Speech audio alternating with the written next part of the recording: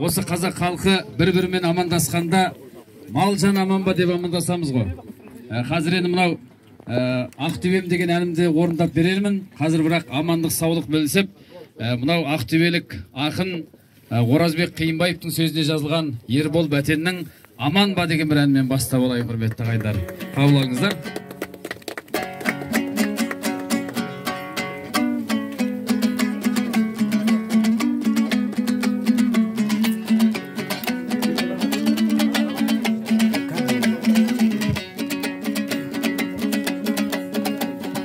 Сыйластық күлдей бір ашып, бауырмалдық қауласып, қарға тамырлы қазағым, тұрайық саулық сұрасып. Құбылған мұнау заманда, амандық керек адамға, қалайсың қайсар қазағым, үй ішің тегіс аман ба? Мағанда, саған қоғанда, татулық керек қаламда, жан-жағың тума туысың, мал жаның түгел аман ба?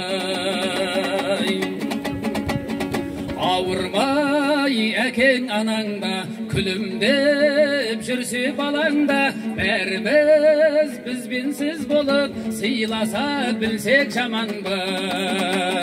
Құбылған мұнау заманда, амандық керек адамға, қалайсың қайсар қазағым, үй ішің тегіс аман ба?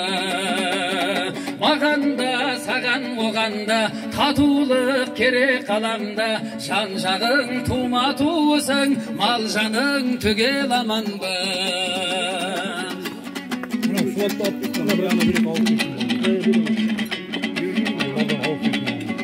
Жақсы күндердің бір алда, тек думан болсын даламда, азаптан көзін ашпаған қазаққа берсін бағалла.